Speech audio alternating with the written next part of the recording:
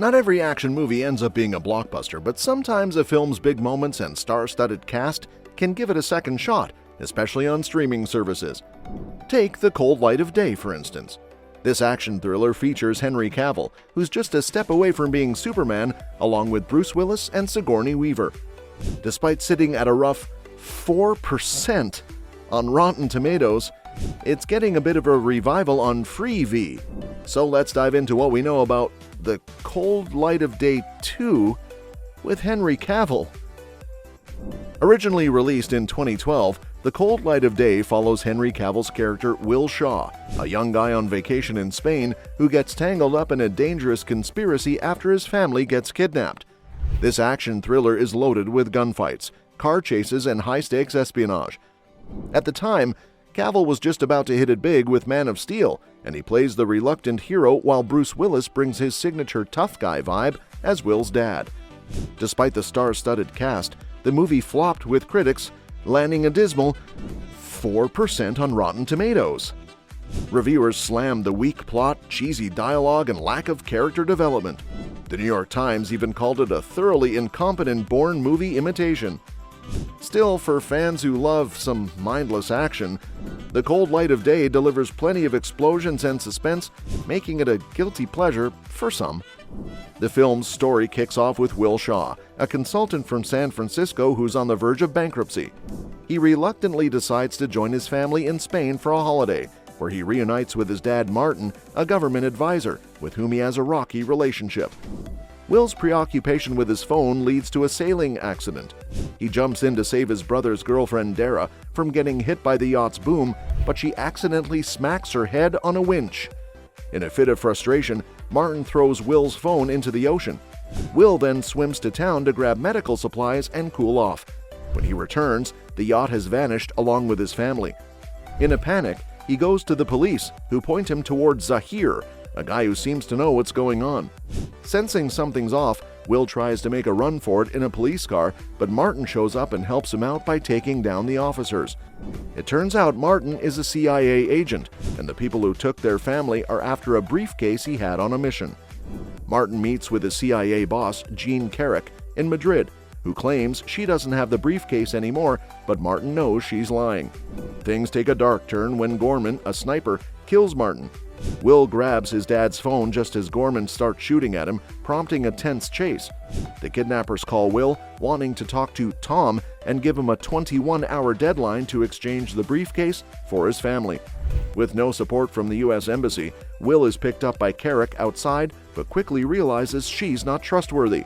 He pretends to be sick, which disgusts her enough to pull over, allowing him to escape. Desperate, Will sets up a meeting with his dad's friend Diego, where he meets Diego's niece Lucia. After fighting off one of Carrick's goons, they head to Diego's apartment, only to find he's been killed by Carrick and Gorman. The duo makes a narrow escape across rooftops, but Will gets shot. Lucia takes him to a nightclub, where a friend helps patch him up. She reveals that Tom is Martin's alias in Spain, and that she's actually Will's half-sister. As Will reaches the meeting point, he's grabbed by the kidnappers, who turn out to be Israeli Mossad agents led by Zahir. They were using the briefcase to catch a traitor, and when Martin stole it from them, they ended up kidnapping Will's family. Zahir lets Will go after a brief glimpse of his family. Will meets up with Lucia again, and they start running a tab on Carrick's credit card at the nightclub. Things get messy when Gorman shows up, gets tortured for information but refuses to talk. Will lets him escape, hoping he'll lead them to Carrick, who's trying to sell the briefcase in an underground parking lot. The situation escalates as Zahir's men surround them, forcing Carrick and Gorman to open fire on their buyers. During the chaos, Lucia takes out Gorman in a car crash, which infuriates Carrick as she makes her escape. Will and Lucia chase after Carrick through Madrid, where she causes mayhem left and right.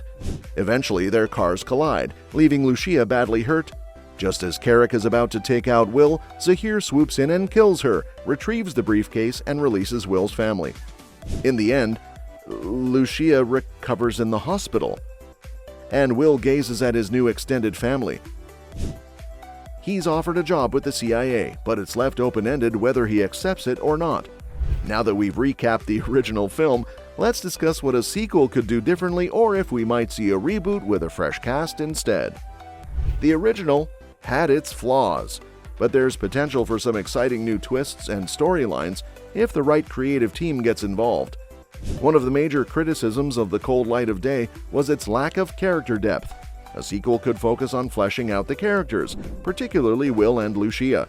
Exploring their backgrounds and motivations could create a more engaging narrative and allow viewers to connect with them on a deeper level. The original film featured a pretty standard kidnapping plot. A sequel could introduce a more complex antagonist or a multi-layered conspiracy that tests Will and Lucia in different ways. Perhaps they could face off against a new organization or uncover a deeper web of deceit connected to their family's past. With the world evolving, a sequel could touch on current issues such as cyber threats, surveillance, and the ethical dilemmas of espionage.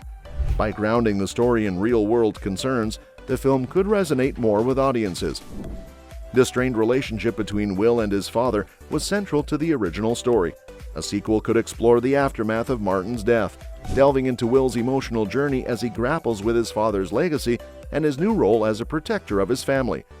If the filmmakers decide to go for a reboot instead of a sequel, they could cast a fresh lineup of actors to reinvigorate the franchise. This could be an opportunity to introduce new dynamics and perspectives, making the story feel relevant for a new generation of viewers. There's also the possibility of exploring a prequel that delves into Martin Shaw's early career in the CIA. This could provide insight into his character, his decisions, and how he got entangled in the dangerous world that ultimately affected his family. Exploring the origins of the briefcase and its significance could add layers to the narrative. If a prequel for The Cold Light of Day were to happen, casting the right actors would be crucial to capturing the essence of the original characters while also bringing fresh talent to the table. For a young Martin Shaw, a charismatic and intense actor like John Boyega could fit the bill perfectly. His ability to convey a sense of urgency and depth would resonate well with Martin's backstory as a CIA operative navigating the murky waters of espionage. Similarly, casting a younger version of Will Shaw could be done with someone like Noah Jupe, whose performances in films like A Quiet Place showcase a blend of vulnerability and resilience that would align well with Will's character arc. For the role of a younger Jean Carrick, perhaps an actress like Florence Pugh would bring a compelling mix of strength and complexity. Pugh's talent for portraying multifaceted characters would allow her to embody the morally ambiguous nature of Carrick as she balances her loyalties within the CIA. Additionally, introducing a new antagonist for the prequel could open doors for actors like Timothée Chalamet or Anya Taylor-Joy, both of whom excel at portraying intriguing and layered characters. Their involvement could add an exciting dynamic to the story, offering viewers a glimpse into the tangled relationships that shaped Martin and Will's lives. And that's that for today's video. Thanks for watching, and we will see you in the next one.